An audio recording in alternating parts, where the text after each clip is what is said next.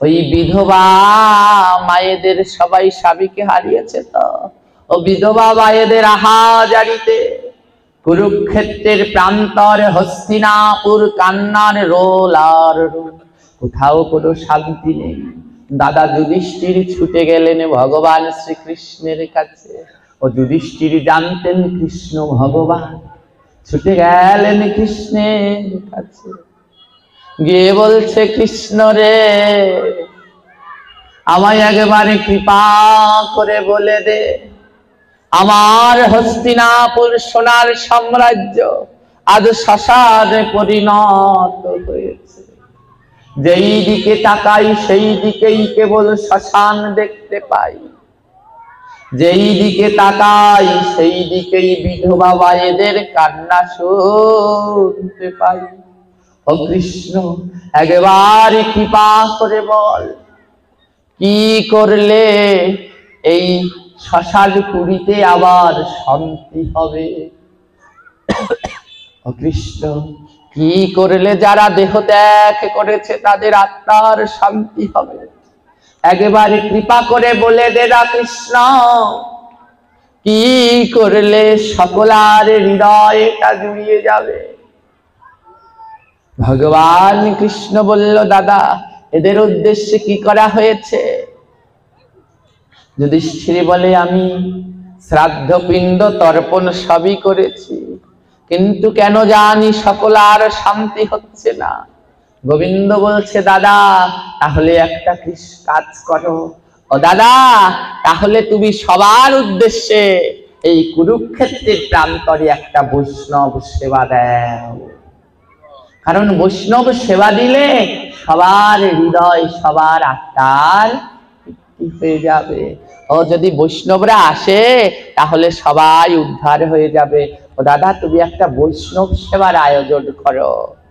ভগবান কৃষ্ণের কথা মতো মহারাজ যুধিষ্ঠির বৈষ্ণব সেবার আয়োজন করেছে, হাজার হাজার ভক্ত নিমন্ত্রণ করেছে, হাজার হাজার ভক্ত নিমন্ত্রণ করেছে, সবাই বৈষ্ণব সেবায় আসছে, সবাই বৈষ্ণব সেবায় দলে দলে আসছে।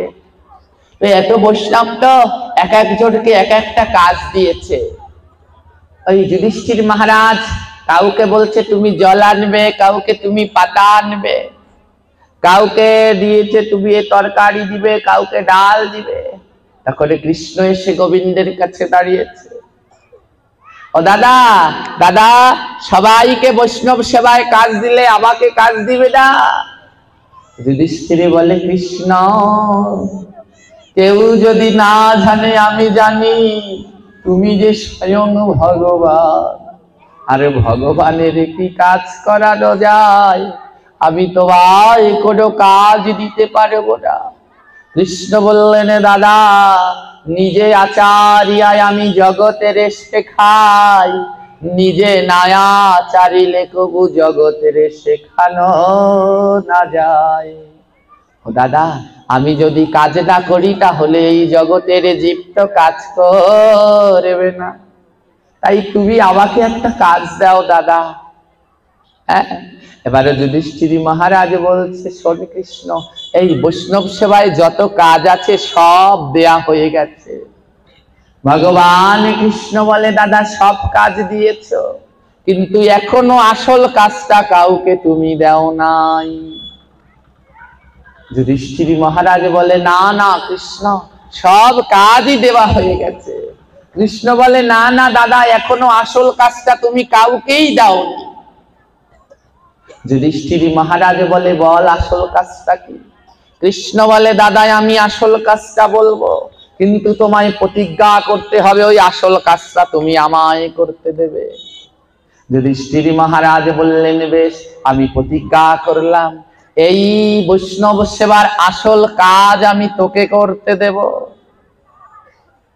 ভগবান কৃষ্ণ বললেন, শোনো যুধিষ্ঠির দাদা, বৈষ্ণব সেবার আসল কাজ হচ্ছে ও বৈষ্ণবের চরণ ধৌত করা। এর থেকে বড় কাজ আর বৈষ্ণব সেবায় হয় না। ও দাদা তুমি আমায় কথা দাও, তোমার বৈষ্ণব সেবায় যত ভক্ত আসবে আমি তাদের চরণগুলো ধৌত করে দেব। যুধিষ্ঠির মহারাজের দুই নয়ন থেকে জল ঝরছে। কৃষ্ণ তুমি কি বলছো? তুমি সাক্ষাৎ ভগবান হয়ে তুমি কি না করবে ভক্তের চরণ ধৌত? ভগবান বলছে, দাদা আমি যদি জগৎ জীবকে না শিখাই এই জগতের জীব তো শিখবে না। তুমি আমায় অনুমতি দাও যেন আমি সমস্ত ভক্তের চরণ ধৌত করতে পারি। আজ আমার প্রাণ গোবিন্দ কি করেছে? ওই বৈষ্ণব সেবায় যত ভক্ত আছে একে একে সবার চরণ ধৌত করে দেয়। আজ দেবাধিদেব মহাদেব তিনিও আসবেন বৈষ্ণব সেবায়। মহাদেবে মনে মনে পার্বতীকে ডেকে বল, ও পার্বতী আমি কেমন করে ওই বৈষ্ণব সেবায় যাব? দেখো আমার গোবিন্দ সবার চরণ ধৌত করেছে। আমার প্রাণ গোবিন্দ যদি আমার চরণে হাত দেয় পার্বতী আমি তো আর প্রাণে বাঁচব না, আমার যে মহা অপরাধ হবে। পার্বতী বলে, হে মহাদেব তবে তুমি কি বৈষ্ণব সেবায় যাবে না? তুমি কি বৈষ্ণব সেবায় যাবে না? মহাদেবে বলে, হ্যাঁ আমি যাব। আমি ওই গোবিন্দের কাছ থেকে শিখেছিলাম। গোবিন্দ যেমন একদিনই কুকুরের রূপ ধারণ করে ওই বেদবতীর বৈষ্ণব সেবায় গিয়েছিল, আজ আমিও কুকুরের রূপ ধারণ করে বৈষ্ণব সেবায় যাব। ও মহাদেব আমায় চিনতে পারবে না, ও কৃষ্ণই আমায় চিনতে পারবে না। আজ মহাদেবে কি করেছে? মহাদেবে কুকুরের রূপ ধারণ করেছে। মা পার্বতী বলে, কে বলেছে মহাদেব যে চিনতে পারবে না? মহাদেবে বলছে, শোনো, ও বেদবতী চিনেছিল গোবিন্দের চরণের চিহ্ন দেখে, কিন্তু মহাদেব আমার চরণের তলায় তো আর চিহ্ন নেই, ও কৃষ্ণ আমায় চিনতে পারবে না। মাতা পার্বতী বলছে, ওগো মহাদেব তুমি জানো না আমার প্রাণ গোবিন্দ কত চাতু। মহাদেবে বলে, ছোট আমি আগে যাব না, আমি গিয়ে লুকিয়ে বসে থাকবো। যখন কৃষ্ণের সকলার চরণ ধৌত করা শেষ হয়ে যাবে তখনই আমি ওই বৈষ্ণব সেবায় যাব। আর আমি গিয়ে কি করব জানো? ওই যে বৈষ্ণবরা সেবা করে পাতা ফেলে গেছে, আমি মহাদেবে কুকুর হয়ে সেই বৈষ্ণবের উচ্ছিষ্ট প্রসাদ সেবা করব।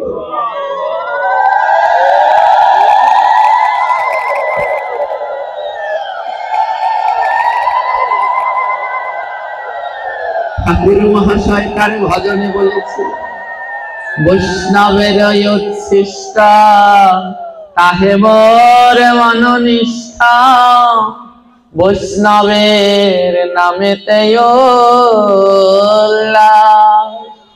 মহাদেবে বলে, ওই বৈষ্ণবের উচ্ছিষ্ট তাই আমার মনোনিষ্ঠ। হে পার্বতী আমি ওই রাস্তার পাশে কুকুর হয়ে লুকিয়ে থাকবো। যখন সবার চরণ ধৌত করা শেষ হয়ে যাবে, কৃষ্ণ যখন ওই গেট দিয়ে চলে যাবে তখন আমি লুকিয়ে লুকিয়ে চলে যাব। আমার কি করেছে? আজ কৃষ্ণ সবার চরণ ধৌত করছে, সবার চরণ ধৌত করা শেষ। আজ ভগবান হয়ে ভক্তের চরণ ধৌত করেছে। চিন্তা করো, সকলার চরণ ধৌত করা হয়ে গেছে।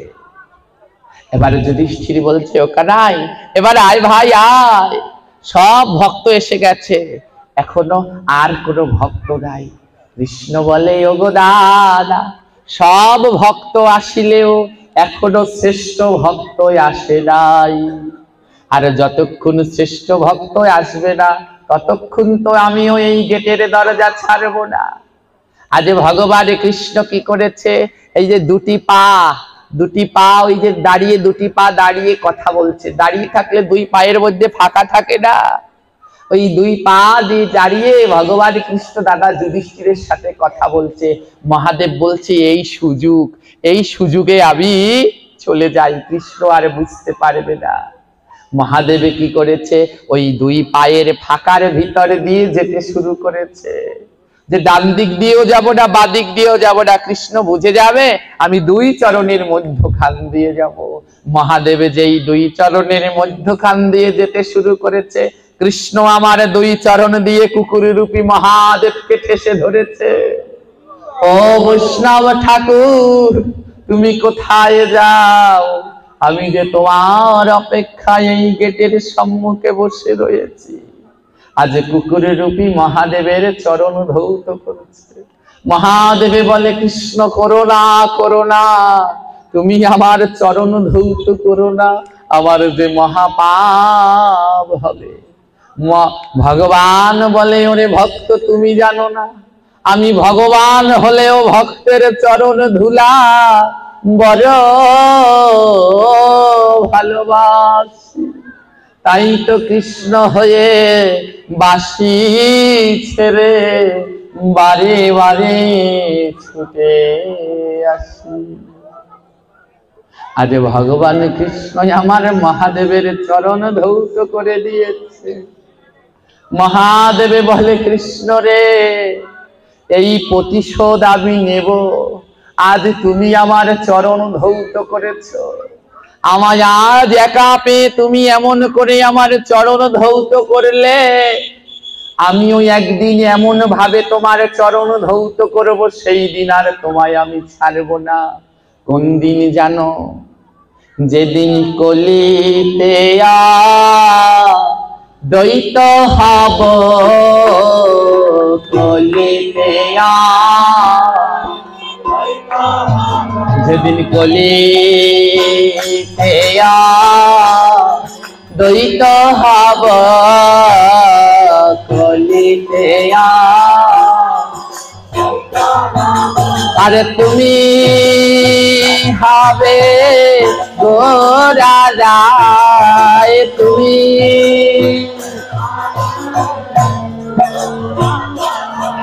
আরে তুমি হবে গোরা রায়, তুমি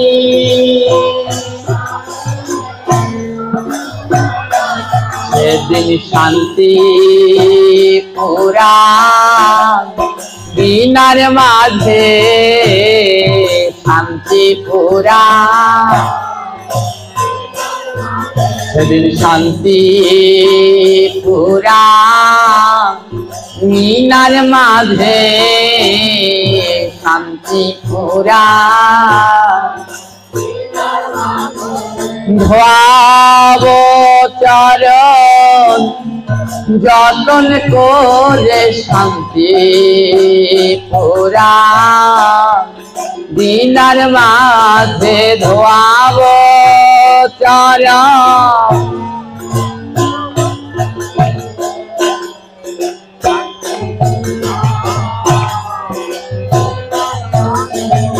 আজ মহাদেব বললেন, হে কৃষ্ণ, তুমি আজ এমন ভাবে আমায় চরণ ধৌত করলে, এই প্রতিশোধ আমি কিন্তু নেব।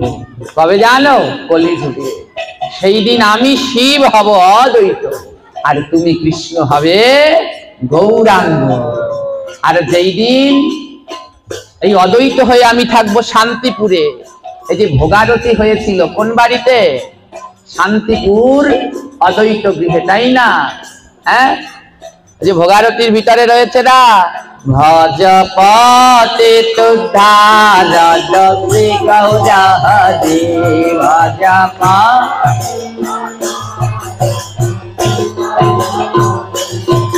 আরে শ্রী গৌরা হরে শাহে নগদ বিহারি,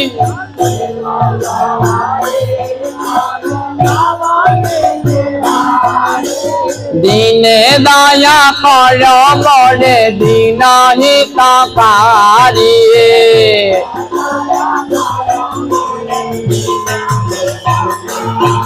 ভজপতি তুদ্ধারণ শ্রী গৌরা হরি, ভজপতি বলি এসো এসো মহাপ্রভু করি নিবেদন,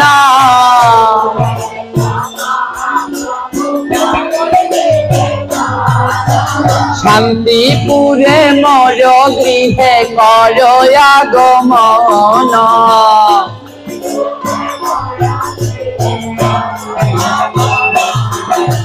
জয় রাধে। তো গৃহটা হয়েছে কোথায়? শান্তিপুর। এটা হচ্ছে আসল ভোগারতি। এখন বিভিন্ন প্রকারের ভোগারতি গাওয়া হয়, কিন্তু প্রকৃত ভোগারতি রচনা করেছিলেন নরোত্তম ঠাকুর মহাশয়। দুইখানা ভোগারতি রচনা করেছেন, একখানা অদ্বৈত গৃহে আর একখানা শ্রীবাস গৃহে। এই যে প্রথম লাইনটাই হচ্ছে এটা, এসো এসো মহাপ্রভু করি নিবেদন, শান্তিপুরে মোর গৃহে হরহ গমন। তো অদ্বৈত প্রভু আজ ভোলানাথ বলছে, হে কৃষ্ণ, আমি শান্তিপুরে তখন অদ্বৈত হব, আর তখন তুমি গৌর হয়ে আমার গৃহে যাবে। আর যখন আমার গৃহে যাবে তখন কি করব জানো? তখন আমরা সবাই মিলে তোমার চরণ ধৌত করে দেব। যখন মহাপ্রভু এসেছিল তখন কি করেছিল? বসিতে আসন দিল রত্ন সিংহাসন,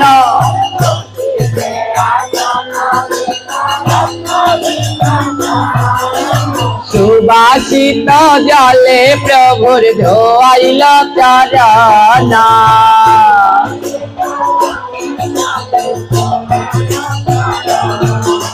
এই যে ওই যে দাপর যুগে কৃষ্ণের কৃষ্ণ চরণ ধৌত করেছিল মহাদেবের, মহাদেব বলছে আমিও কলিতে অদ্বৈত হয়ে তোমার চরণ ধৌত করব। সেই দিন তুমি গৌর হরি আর নড়তে পারবে না। তোমার দেখুন মহাদেবকে ভগবান কত ভালোবাসে। ও অন্য কারো হুঙ্কারে গৌর আসেনি, ও অদ্বৈতের হুঙ্কারে গৌর এসেছিল। গঙ্গা জল তুলসী দিয়ে ডাকতো, তারপরেই মহাপ্রভু এসেছিল। হ্যাঁ, আজ বলছে অদ্বৈত প্রভু বলছে, ও কৃষ্ণ, মনে পড়ে সেই বৃন্দাবনে হস্তিনাপুরের বৈষ্ণব সেবায় তুমি যেমন আমার চরণ ধৌত করেছিলে। আমি এক যুগ ধরে ডেকেছি গঙ্গা জল আর তুলসী পাতা দিয়ে, তাই আজ শান্তিপুরে মম গৃহে তোমার আগমন হলো। আজ তোমার চরণই আমি ধৌত করব। কেমন ভাবে ধৌত করছে জানে? একেবারে গঙ্গার জলে নয়ন জলে, গঙ্গা জল আরে ধোয়াইলাম প্রভুর দূতে ও রাঙা চারণ ধোয়া।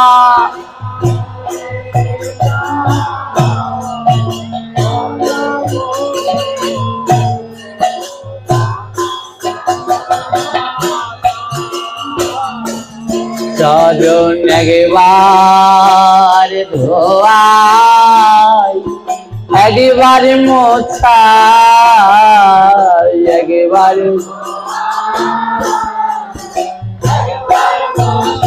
আদি নয়নের জল গঙ্গা করে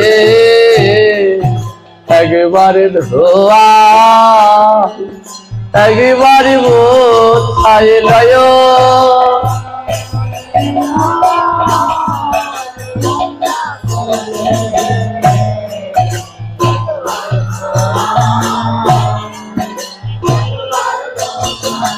কত কষ্ট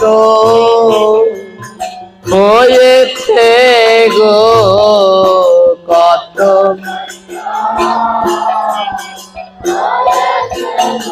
এই অধমের গৃহে আসার কালে কত কষ্ট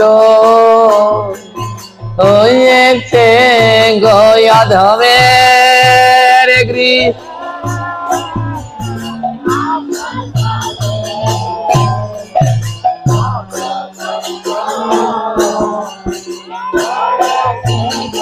আজ অজয় প্রভু আবার চরণ ধৌত করতে বলে, প্রভু এই অধমের গৃহে আসার সময় তোমার না কত কষ্ট হয়েছে। ও প্রভু, তোমার এই কোমল চরণে না জানি কত আঘাত লেগেছে। তাই প্রভু আমার অপরাধ ক্ষমা করে দাও। আর তোমার কাছে আমার নিবেদন, আমার চরণে ছাড়া কইর রাগ চাদর ছাড়া আমার চরণ ছাড়া কইর না গো চরণ।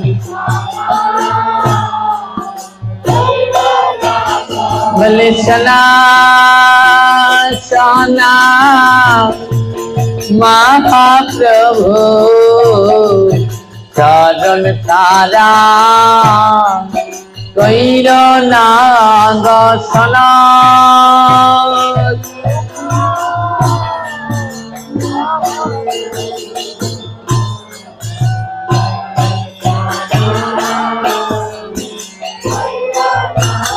বলি ওই চরণে অনেক দিন ওই চরণ আর ওই চরণে অনেক দিন ওই চরণ। তুমি চরণ ছাড়া কইর লাগা ওই চরণে অনেক দিন চরণ।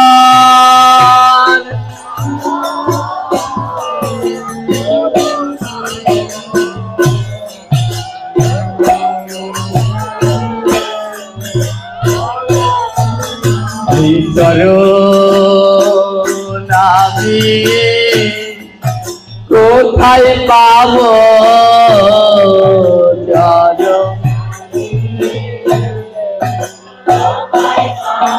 এই যে ব্রহ্মার লব ধন চরণ আমি কোথায় পাব ব্রহ্মার?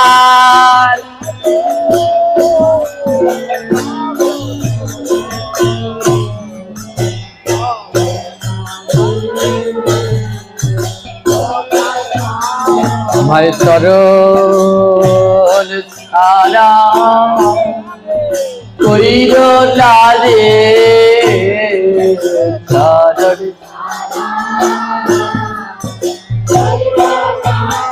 আরে সোনা সোনা ভক্ত বিল্লা চরণ ছাড়া কইর না গো সোনা।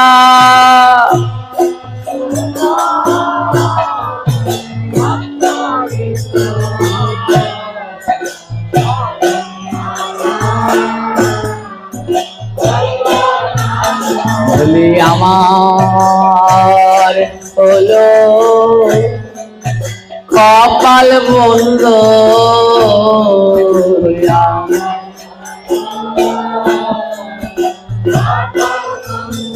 ওরে আমার হলো কপাল বন্ধ আমার। বলি তাই পেলাম না জান গামেন্দা আবার হলো কপাল বন্ধ তাই পে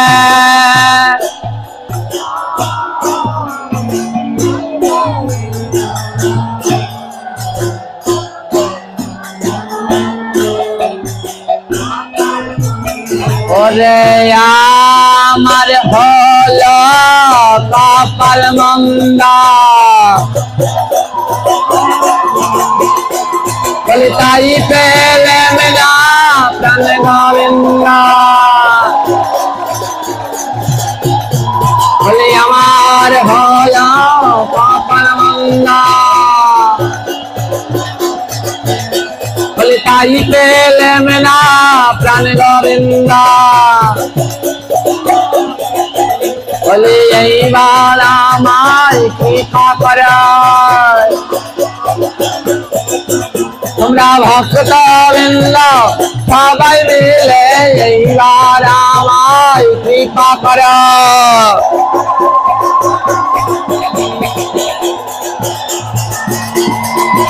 তোমরা নিতাই গৌর হরি বলা আবার প্রেমানন্দে বাহু তল নিতাই গৌর হরি বলা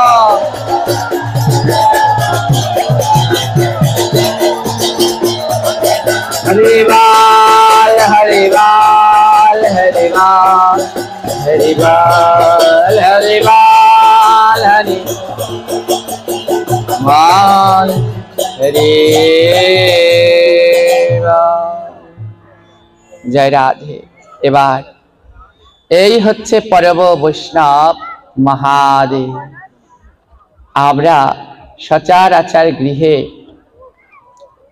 মহাদেবের যারা আমরা অর্চনা করছি, পুজো করছি, তো আমরা কিন্তু শাস্ত্রে বলা আছে কৃষ্ণ পুজোয় অপরাধ হলে তাকে কিন্তু ভগবান ক্ষমা করবে, কিন্তু বৈষ্ণবের চরণে যদি অপরাধ হয় তাহলে কি তার ক্ষমা হবে? তাহলে মহাদেবকে শুধু বৈষ্ণব, বৈষ্ণব শ্রেষ্ঠ বলে মহাদেবের চরণে যদি অপরাধ হয়ে যায় তাহলে কিন্তু বৈষ্ণব অপরাধ হবে আর তার ক্ষমা হবে না। তাই মহাদেবের পুজোর সময় আমরা বিভিন্ন ধরনের অপরাধ করে থাকি। তো কি কি অপরাধ করি সেগুলো আপনারা খুব বদ দিয়ে শ্রবণ করবেন, যেগুলো আমরা সচরাচর করে থাকি। এর আগে আমি বলে দিয়েছিলাম যে কারো গৃহে শিবলিঙ্গ থাকলে কোনো সময় দুটি শিবলিঙ্গ গৃহে একসাথে রাখতে দেই। গৃহে লিঙ্গম দয়াম না অর্চাম, গৃহের ভিতরে একসাথে দুটি শিব পুজো করতে দেই। কয়টা শিব পুজো করতে হয়? শিবলিঙ্গ থাকলে কটা রাখতে হয়? আর শিবের পুজো করার অতীব উত্তম হচ্ছে শিব ঠাকুরের চিত্রপট, ছবিতে পুজো করলেই অতীব উত্তম। আর যদি শিবলিঙ্গ কারো রাখার ইচ্ছে থাকে তাহলে রাখতে হবে কটা? একটা। দেখা যায় আমরা ঘরেতে শিব ঠাকুরের শিবলিঙ্গ রাখছি, একই আসনে কৃষ্ণ শিব সব রয়েছে, তাহলে কি হয়ে যাবে? অপরাধ। ভগবান কৃষ্ণকে রাখতে হবে উঁচু আসনে, শিব ঠাকুরকে রাখতে হবে তার নিচু আসনে, কারণ তিনি বৈষ্ণব আর কৃষ্ণ ভগবান। আমরা গৃহের ভিতরে অনেকে শিবলিঙ্গ রাখি, অনেক বাড়িতে গেলে পরেই দেখা যায় বাড়িতে সাদা রঙের শিবলিঙ্গ রয়েছে।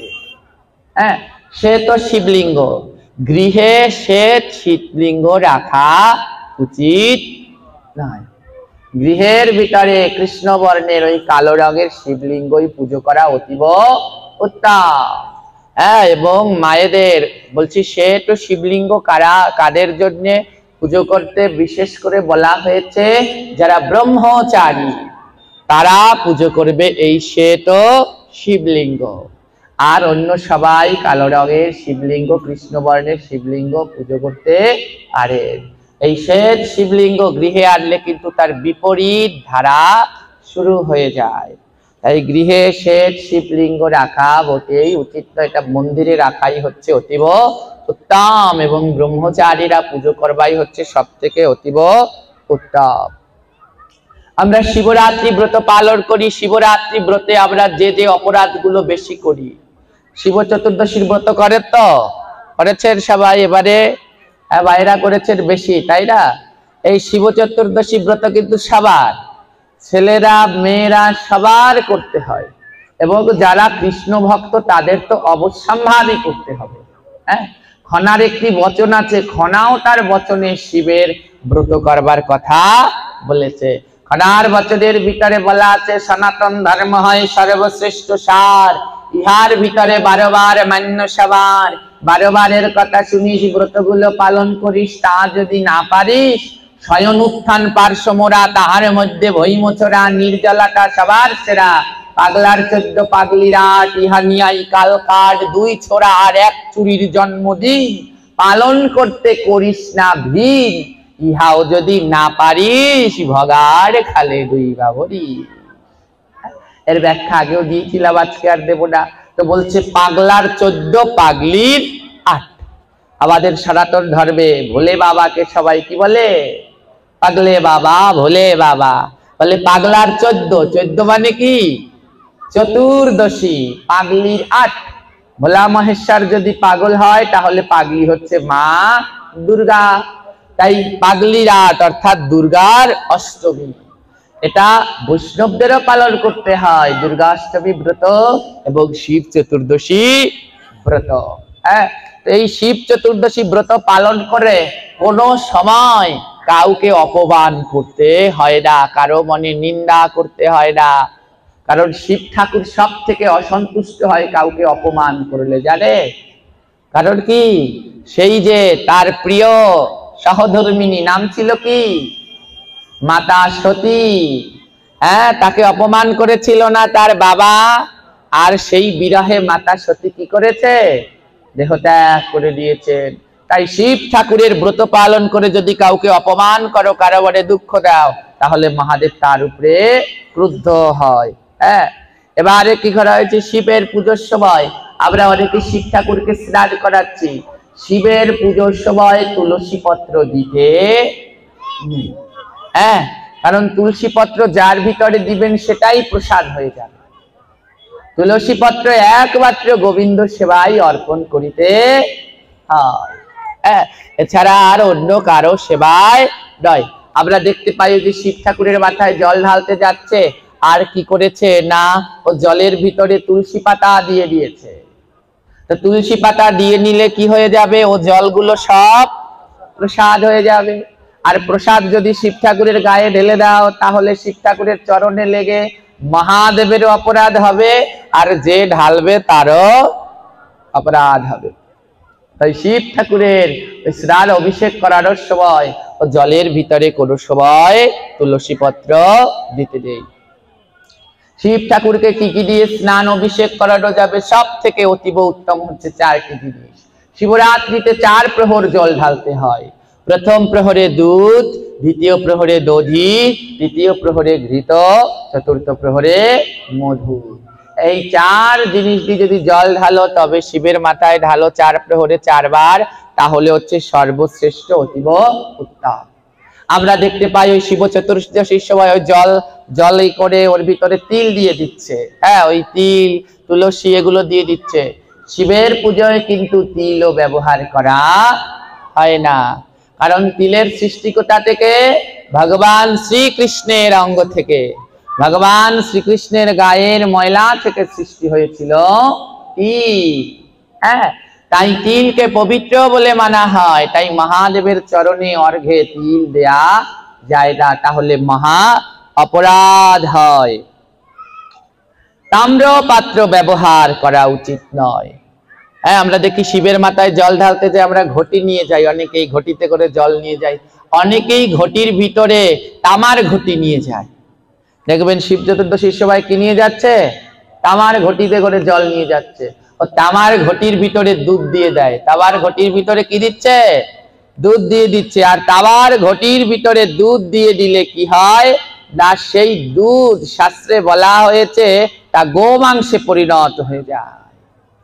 তাই তামার পাত্রে কোনো সময় দুগ্ধ রাখতেও নেই, এবং দুগ্ধজাত পণ্য সেবাও করিতে নেই, তাহলে মহা অপরাধ হয়ে যায়। গরুর পুরাণে বলা হয়েছে তামার পাত্রে দুগ্ধ রাখলে তা বিষে পরিণত হয়। হ্যাঁ, তাই মহাদেবকে জল ঢালার সময় অবশ্যই জলের ভিতরে দুধ থাকবে, আর সেটা কিছুতেই তামার পাত্রে রাখা যাবে না। শঙ্খের জল দিয়ে আমরা অনেকে মহাদেবকে স্নান করাই, কিন্তু যারা মহাত্মা তারা শুদ্ধ মহাদেবকে মহাবিষ্ণুর অবতার রূপে অভিষেক করায় তখন অন্য কথা, কিন্তু যখন তাকে মহাদেব রূপে অর্চন করা হয় তখন তাকে শঙ্খের জল না দেওয়াও অতীব উত্তম। এবং মহাত্মাদের দোষ কবু ধরতে নেই, তারা তো শুদ্ধ, তারাও ভোলে মহেশ্বরকে আর গোবিন্দ থেকে আলাদা করে না, তো তাদেরটা ভিন্ন। এবার মহাদেবের পুজোতে কোনো সময় করতাল বাজাতে নেই। হ্যাঁ, বিভিন্ন দেবদেবীর পুজোয় এক একটা বাদ্যযন্ত্র নিষেধ আছে, মহাদেবের পুজোয় বাজাতে নেই কি করতাল। তাহলে মহাদেব তার উপরে রেগে যায়, করতাল বাজাতে নেই। মহাদেব সন্তুষ্ট হয় ঘন্টার ধ্বনি করলে, কি বাজালে? ঘন্টা বাজালে মহাদেব প্রচন্ড সন্তুষ্ট হয়, ডমরু বাজালে মহাদেব প্রচন্ড সন্তুষ্ট হয়। সমস্ত দেব দেবীর মন্দির পরিক্রমা করতে হয়, পূজার পরে পরিক্রমা করে না ঘুরে ঘুরে? হ্যাঁ, কৃষ্ণ মন্দির কয়বার পরিক্রমা করে? জোরে বলুন কবার? বৃন্দাজিকে কবার করে? হ্যাঁ, একদল বলছে 5, আরেক দল বলছে 4। ভগবানের সমস্ত সেবা যুগলে হয় জোরে, তাই পরিক্রমাও হবে কয়বার? 4 বার। বৃন্দাজির পরিক্রমাও 4 বার, গোবিন্দ মন্দির পরিক্রমাও হয়। দেবদেবীর মন্দির পরিক্রমা হয় কবারে? বলুন, জোরে বলুন। 3 বারে করে, আবার কেউ 5 বারে করে, তো করুক, 3 বারই হচ্ছে, 5 বারই হচ্ছে অতীব উত্তম। আর মহাদেবের পরিক্রমা হচ্ছে কবার জানেন? মহাদেবের পরিক্রমা হচ্ছে অর্ধেক বার। মহাদেবকে 5 বারও নয়, 3 বারও নয়, 4 বারও নয়, মহাদেবের মন্দির পরিক্রমা করতে হয় অর্ধেক বার। অর্ধেক বার কিভাবে পরিক্রমা করা হয়? শিবের বাম দিক দিয়ে পরিক্রমা শুরু করতে হয়, এবং যেখানে যে পিঙ্গল আছে জল পড়ছে, ওই জলের স্তর যেন ডেঙানো না হয়। যদি ওই জল কেউ ডেঙিয়ে যান তাহলে তার নরকবাস সুনিশ্চিত। ওই যেখানে জল ঝরছে ওখানে গিয়েই থেমে আবার ঘুরে চলে আসবেন। অর্ধবার পরিক্রমা হয় মহাদেবের।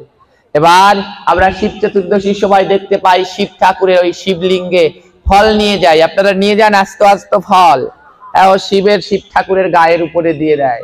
ও শিবলিঙ্গের উপরে কোনো সময় আস্ত ফল দিতে নেই। আস্ত ফল নিয়ে যাবেন, কিন্তু সেই ফলটা শিব ঠাকুরের নিচে দিবেন। কিন্তু আমরা কি করি? শিবলিঙ্গের উপরে দেই, কিন্তু শিবলিঙ্গের উপরে দেয়া উচিত নয়। আমি এক জায়গায় পাঠ করতে গিয়েছি, সেখানে গিয়ে দেখি শিব চতুর্দশীতে শিব ঠাকুরের মাথার উপরে বেল ফাটাচ্ছে। আমি বলছি সর্বনাশ, ও শিবলিঙ্গের মাথার উপরে নিয়ে বেল ফাটাচ্ছে, ওটা নাকি ওদেরকে নিয়ম। বলে আপনাদের এর নিয়ম কে শিখালো? পরম বৈষ্ণবের মাথার উপরে বেল ফাটাচ্ছে। তা আমি বলছি আর যে বেল মহাদেবের মাথায় ফাটাবে তার মাথায় আগে আমি একটা ফাটাবো, দেখবো তোমাদের কেমন লাগে, তারপরে তোমরা সেটা অনুভব করে তারপরে শিবের মাথায় ফাটিও, তাহলে বুঝবে। এগুলো অপরাধ। এবার একটা মনে রাখবেন, শিব পুজোতে আমরা যে ফল নিয়ে যাচ্ছি না, শিব ঠাকুরের ফল, এই ফল কিন্তু শুধু দোকান দিয়ে কিনে নিয়ে আসলে নেই। যেখানে অনেকে ফল নিয়ে এসেছে ভগবানের সেবার দোকান থেকে কিনে নিয়ে চলে এসেছে, এতে কোনো অপরাধ নেই। কিন্তু শিবের পূজায় এমন করে ফল দেয়া যাবে না। আপনারা জানেন এই জগতে যত দেবদেবী আছে, কোন দেবদেবীর পুজোর প্রসাদ খেলে পাপ হয় না, হয় কি? অনেকে আমরা ভাবি এই দেবদেবীর পুজোর প্রসাদ খাবো কেন? অনেকে যারা বলে আমাদেরকে, আপনারা কি কৃষ্ণবধ কি একটা এসকর, দেবদেবীর পুজো কালী পুজো হলে প্রসাদ খান না, দুর্গা পুজো হলে প্রসাদ খান না। আমরা কেন খাই না সেটা কেউ জিজ্ঞেস করে না, কারণ নিয়ম মেনে পুজো হয় না। বলছে ও মা দুর্গার পুজো হওয়ার আগে কৃষ্ণের পুজো করতে হবে, ও কৃষ্ণের প্রসাদ দিয়ে মা দুর্গাকে দিতে হবে। আর যে পুজো করবে তাকে হতে হবে সদাচারী। সে কোনো আমিষ নেশা জাতীয় দ্রব্য খাবে না, স্পর্শ করবে না, সে ভগবানের প্রসাদ খাবে।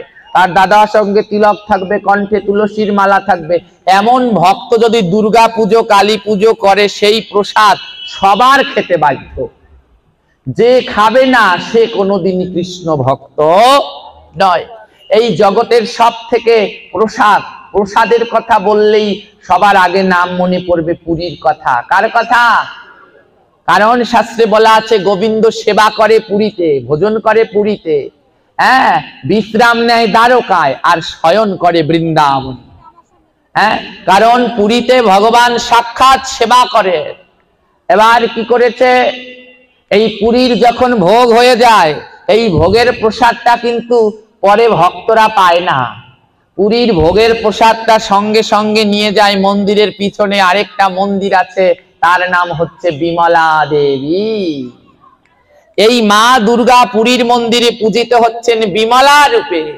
জগন্নাথের আশীর্বাদ আছে, কলিযুগে আমার ভোগের পরে সেই প্রসাদ পাবে মাতা বিমলা। তাহলে দেখুন, প্রথম জগন্নাথের ভোগ হচ্ছে, সেই প্রসাদ দিয়ে মা কালীর পুজো হচ্ছে। আপনারা গিয়ে দেখে আসবেন সাক্ষাৎ, আমি সত্যি বললাম না, মিথ্যা বললাম, আর যারা জানে তাদেরকে। এবারে ও জগন্নাথের পুজোর ভোগ নিয়ে কিন্তু কার পুজো হচ্ছে? তাহলে সেই পুরীর প্রসাদ কেন কারো সাধ্য আছে অমান্য করবার? কারো সাধ্য নেই। তাহলে মা কালীর প্রসাদ খাচ্ছে কি খাচ্ছে না? বলে নিয়ম মেনে পুজো করলে মা কালীর প্রসাদ হচ্ছে শ্রেষ্ঠ প্রসাদ। কারণ ও গোবিন্দের কাছে, এই যেমন এখানে যা রান্না হয়েছে এগুলো সব প্রসাদ। হ্যাঁ, যে আপনাদের একটু পরে প্রসাদ দেয়া হয় না, তো এখানে যা রান্না হয়েছে সেগুলো সব কি ভগবানের কাছে যা দেয়া হয়েছে ওটার নাম কি? মহাপ্রসাদ। হ্যাঁ, আর সেই মহাপ্রসাদ যখন ভক্তের কাছে দেয়া হয় তখন তার নাম কি? মহা মহা মহাপ্রসাদ। তখন ওই প্রসাদের ক্ষমতা আরো বেড়ে যায়। ও গোবিন্দের কাছে দিয়ে তারপরে যদি মা কালীর কাছে দেয় তাহলে ও প্রসাদের শক্তি বেড়ে গেছে, ও প্রসাদ সেবা করলে আরো বেশি কৃষ্ণ ভক্তি হয়। কিন্তু নিয়ম মেনে তো পুজো হয় না, তাই আমরা সেবা করতে পারছি না। কিন্তু শুধু এই নিয়েও যুদ্ধ হয়, তর্ক হয়, এরা কেবল সাধু একদল হয়েছে।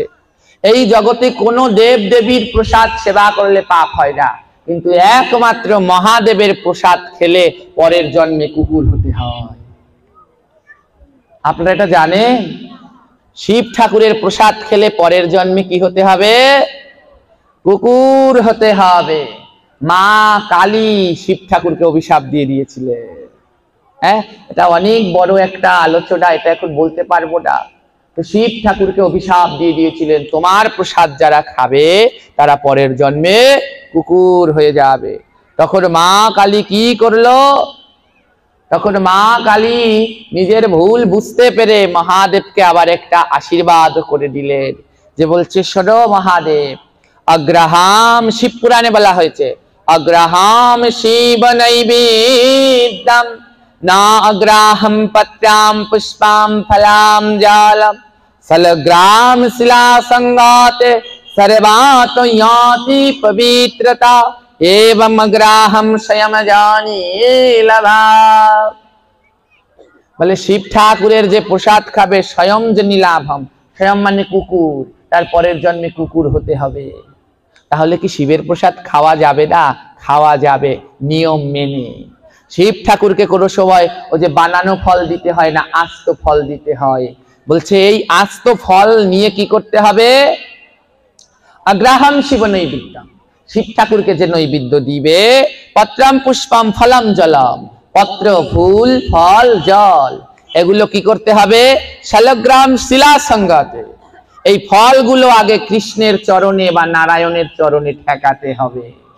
গোবিন্দের চরণে ঠেকিয়ে নিয়ে সেই ফল মহাদেবকে দিতে হবে, অর্পণ করতে হবে, তাহলে আর কোনো অপরাধ হবে না।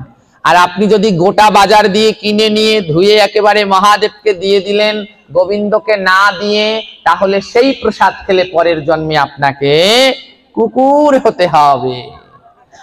আর যদি ভগবানের চরণে ঠেকিয়ে, শালগ্রাম শিলায় ঠেকিয়ে যদি সেই ফল ভগবান মহাদেবকে দেন, তাহলে আর কোনো অপরাধ হবে না।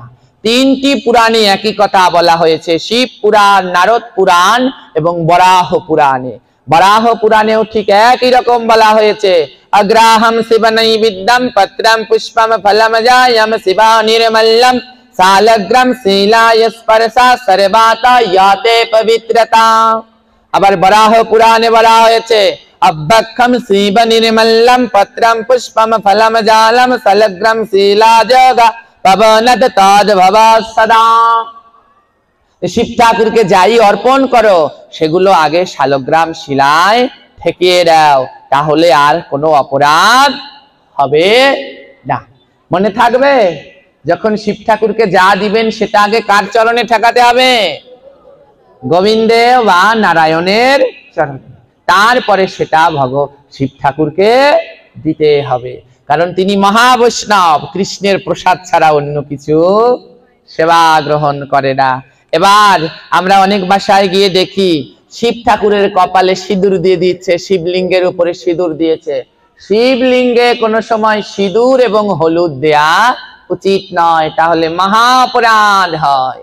আজকে একটি জায়গায় গিয়েছিলাম, সেখানে গিয়েও শিব ঠাকুরকে দেখি সিঁদুর দিয়ে রেখেছ। এই যে শিব ঠাকুরকে সিঁদুর দেয়া যাবে না, এটা অপরাধ। হ্যাঁ, তিনি হচ্ছেন পরম বৈষ্ণব, তাকে সিঁদুর তিনি পায় না, সিঁদুর পায় কেবল মাত্র মাতৃমণ্ডলীগণ। হ্যাঁ, এখানে একজনই প্রশ্ন করেছিলেন, বাবাজি এই যে রাধা রানীকে কি সিঁদুর পরানো যায় কি যায় না? হ্যাঁ, তো কি বলবো, আমরা একদল বলছি পরানো যাচ্ছে, আরেক দল বলছি পরানো যাচ্ছে না। ভগবান কৃষ্ণের সন্ধ্যা আরতি আছে জানেন, যেমন মহাপ্রভুর আরতি ভালি গোরা চাঁদের আরতি বরণী। রাধা রানীর একটা সন্ধ্যা আরতি আছে, কে নাম জানেন? যদি কেউ জানেন হাত তুলুন, কোনো ভয় নাই। একজনেও জানেন কিনা রাধা রানীর সন্ধ্যা আরতি? কেউ জানেন? কেউ জানেন না? এখানে হাজার খানিক ভক্ত, একজনেও বলতে পারছেন না। হাত তুলুন, ভয় নাই, শুধু একটা লাইন বলবেন। জানেন মাতাজি? হ্যাঁ, জয় জয় রাধেজি কো। হ্যাঁ ঠিক, এই যে রাধা রানীর সন্ধ্যা আরতি, এটা এখন আর করা হয় না, এটা মহাত্মাদের রচনা, এটা আজকের নয়, সেই সরগোস্বামীর সময়ের রচনা। রাধারানীর সন্ধ্যা আরতি আছে, তার ভিতরে একটি লাইন আছে। রাধারানীর সন্ধ্যা আরতিটা কি আমরা একটু করি দেখি, শ্রবণ করুন, দেখুন, তাহলেই বুঝতে পারবেন রাধারানীকে সিঁদুর পরানো যায় কি যায় না।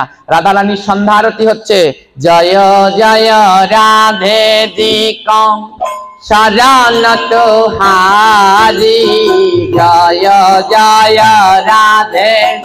উলুধ্বনি উলুধ্বনি মায়েরা, জয় জয় রাধে দিকা শরণত হারি, জয় জয়।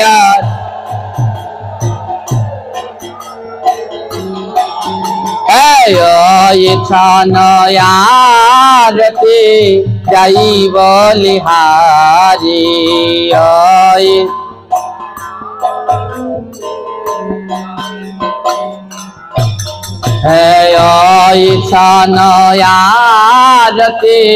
যাই বলিহারি,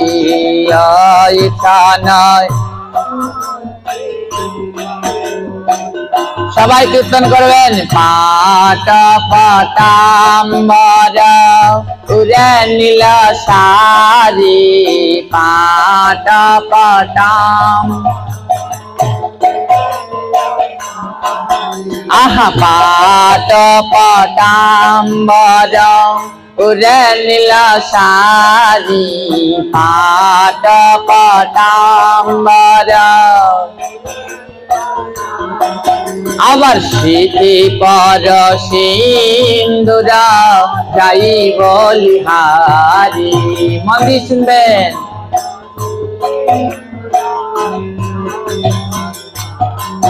হে স্মৃতি পর সিন্দুরা যাও বলিহারি, স্মৃতি পর।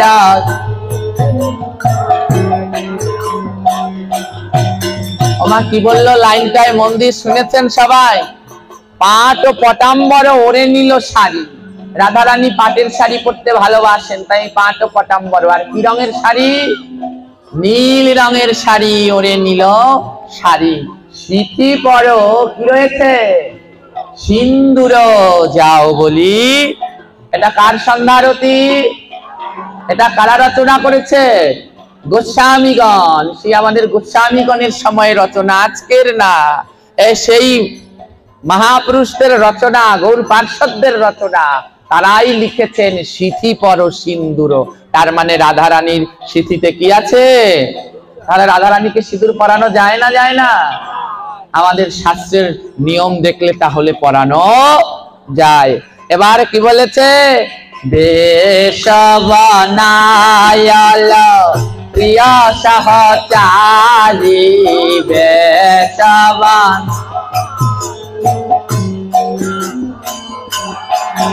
আবার রতন সিংহাসনে বৈঠাল গৌরী রতন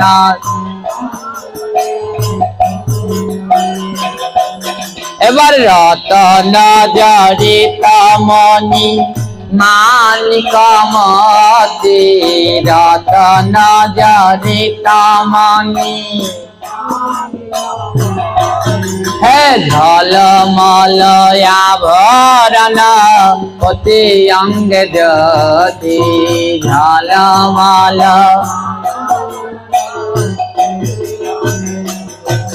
আবার চৌদিকে সখী গণ দেয় কর তালি চৌদিকে হে আরতি করত হে ললিতা প্যারি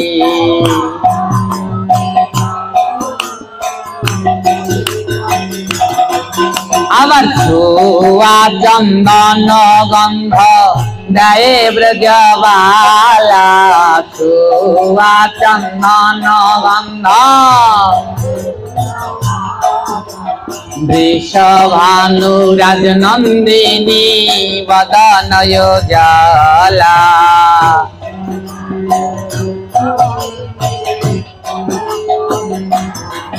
আমার রাধারানীর সন্ধ্যা আরতির আগে রাধারানীকে খুব সুন্দর করে সাজাচ্ছে সখীগণ।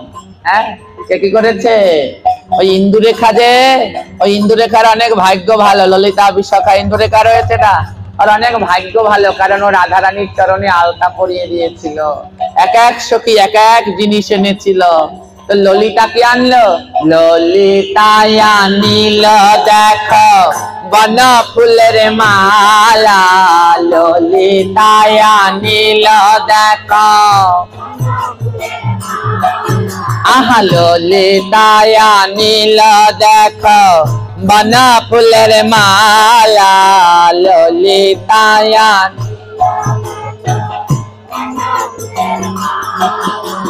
সেই নামালা রাধার গলে করে ঝলমলা, সেই নামালা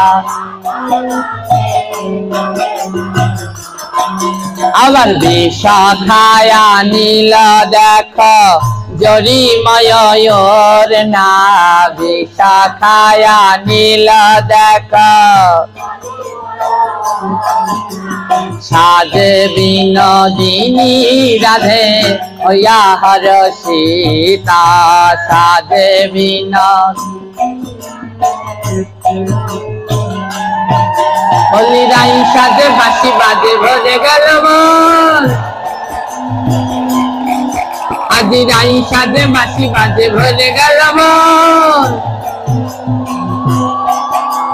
জয় জয় ধ্বনি করো যত ভক্তগণ, তোমরা জয় জয় ধ্বনি করো যত ভক্তগণ। আমার রাই সাজে বাঁশি বাজে, রাই সাজে বাঁশি বাজে, আরে রাই সাজে বাঁশি বাজে ভরে গেল মন, তোমরা জয় জয় ধ্বনি করো যত ভক্তগণ। আমার রাধা সাজিতে, আর রাধা সাজিতে, অভিসারে যাবে বলে রাধা রানী সাজিতে, আদি আরতি হবে বলে রাধা রানী সাজিতে। এবার ইন্দুরেখার ভাগ্য ভালো, ইন্দুরেখার এবার ইন্দুরেখার ভাগ্য ভালো, সে রাধা রানীর চরণ পেল, ইন্দুরেখার ভাগ্য ভালো।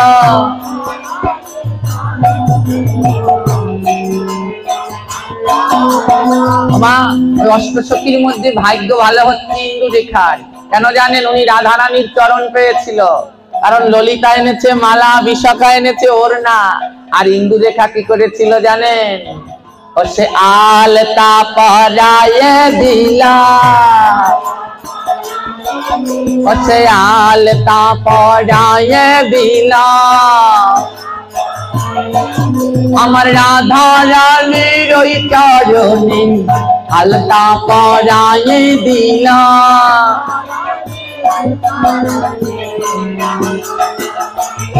আহা ইন্দু রেখার ভাগ্য ভালো,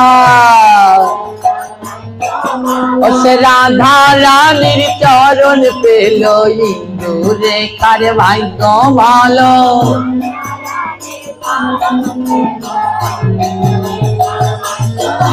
ও সে ইন্দু রেখার ভাগ্য ভালো আমার রাধা রানীর চরণ পেল, ইন্দু রেখার ভাগ্য ভালো।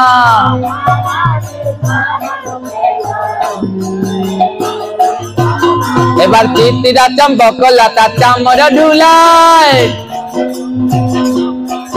এবার তিতিরা চম্পক লতা চামর ঢুলায় আমার নব নব ব্রজবধূ মঙ্গল গায়, আমার নব নব ব্রজবধূ মঙ্গল গায়। তারা মঙ্গল গায় রে, তারা মঙ্গল গায় রে, এই নব নব ব্রজবধূ জয় জয় গায় রে, এই নব নব ব্রজবধূ জয় জয় গায় রে, তারা জয় জয় গায় রে। আমার রাধা রানীর নামে সবে জয় জয় দেয় রে। আরে রাধা পদ পঙ্কজ ভকতি আশা, দাস মনোহর করত ভরসা, আবার এই অধম দাস করত ভরসা। বলি ভরসা ভরসা, বলি ভরসা ভরসা, এই রাধা রানীর যুগল চরণ এই তো ভরসা। বলি অন্য আর নাই গো, বলি অন্য ভরসা নাই গো, আমার রাধা রানীর যুগল বিনে অন্য ভরসা নাই গো। বলি এই তো ভরসা, আমার রাধা রানীর যুগল চরণ এই তো ভরসা। বলি অন্য ভরসা নাই গো, আর রাধা রানীর যুগল চরণ অন্য ভরসা নাই গো। যেন চরণ ধরে থাকতে পারি, যেন চরণ ধরে থাকতে পারি, বলি এই মিনতি তোমায় করি চরণ ধরে থাকতে পারি। বলি এই মিনতি তোমায় করি চরণ ধরে থাকতে পারি। শোনো শোনো রাধা রানী এই মিনতি তোমায় করি, বলি শোনো শোনো রাধা রানী এই মিনতি তোমায় করি। চরণ ধরে থাকতে পারি, চরণ ধরে থাকতে পারি, জয় রাধে গোবিন্দ বলে বাহু তুলে রাখতে পারি। আমি জয় রাধে গোবিন্দ বলে বাহু তুলে রাখতে পারি। জয় রাধে জয় রাধে জয় রাধে জয় রাধে জয় রাধে জয় রাধে जय राधे। बोले राधा रानी की,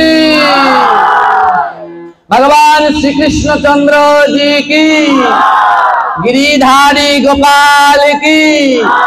एखानेই সমাপ্ত করব কি চালাক হয়েছিল গো আপনারা। হরি বল।